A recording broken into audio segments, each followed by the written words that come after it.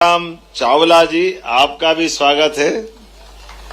श्रीमान राकेश जी, आपका भी अभिनंदन है। राकेश जी सुखेजा, हाँ डॉक्टर। इस अवसर पर आप सबका दोनों हाथ जोड़ के प्रणाम करता हूं, अभिनंदन करता हूं। नया साल, चेटी चंड, और ये सिंध समाज का नहीं, हर कोई अलग अलग नाम से, कोई गुड़ी पड़वा, कोई विक्रम संवत 2083, कोई नव तेरह, कोई नव रोज। सच में इस त्योहार की, नए साल की शुरुआत की, नवरात्रि की मेरी अपनी ओर से सबको बहुत बहुत बधाई, बहुत बहुत अभिनंदन। और जिनके बीच में बात कर रहा हूं, सच में ये हमारे सिंधी समाज की बहुत समृद्ध परंपरा है। भगवान झूलेलाल के रूप में जल के साथ वरुण देव को याद करते हुए जिस परंपरा, जिस संस्कृति के आप सब संवाहक हैं, सच में हमारे लिए ये पर्व समाज की जागृति के साथ सबकी उन्नति और प्रगति के मार्ग खोलता है। और सिंधी समाज के लिए अगर देखते हैं तो सच में कितने प्रकार के अतीत के गौरवशाली पृष्ठ सिंधी समाज के साथ जुड़े हैं। इस देश के अंदर भी 1000-1200 साल पहले देश के अंदर विदर्भियों ने अगर कदम बढ़ाए और उनके कदम किसी ने थामे तो राजा दाहिर सेन का नाम सबसे आदर के साथ लिया जाता है, जिन्होंने चट्टान की तरह विदर्भियों से मुकाबला करते हुए इस देश की धर्म संस्कृति को बचाने का काम किया।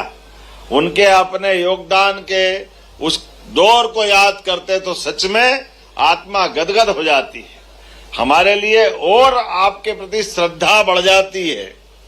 देश की आजादी में पूरा देश भले ही आनंद में डूबा हो, लेकिन देश की आजादी की सबसे ज्यादा कीमत हमारे सिंधी समाज ने चुकाई है। हमें ये नहीं भूलना चाहिए।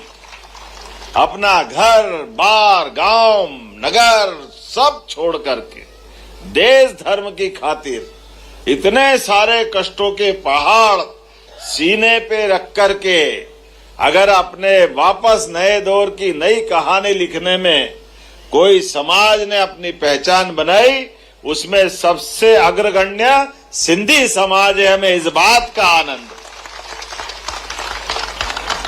नई पीढ़ी के मित्रों को बड़ा समझने में आने में थोड़ा कठिनाई होगी, लेकिन हमारे पुरखों ने इस देश की आजादी के पहले भी जो योगदान दिया वो कम नहीं है। उस योगदान के परिणाम स्वरूप हम अपने शहीद हेमू कालानी को भी याद करें, जिनके कारण से पूरा समाज गौरवान्वित होता है। एक युवा अपने देश की आजादी के लिए रेल की पटरी उखाड़ के फेंक देता है और हंसते हंसते अंग्रेज तो कह रहे जाओ, भाग जाओ, बचा देते हैं। उनने कहा बचा किसको देते हैं, जो तुमको सब करना हो कर लो, लेकिन हम भागने वाले नहीं है। ये हमारे समाज का गौरवशाली पृष्ठ सबको गौरवान्वित करता है। और संत कंवर राम से लगा करके लंबी परंपरा। और इतना ही नहीं, मुझे तो ये भी मालूम पड़ा है कि उस समय का हमारा अखबार, हिंदू अखबार, नाम ही आनंद आ जाता है। सिंधु से जुड़ करके वास्तव में पूरा देश हिंदू की तरफ देखता है।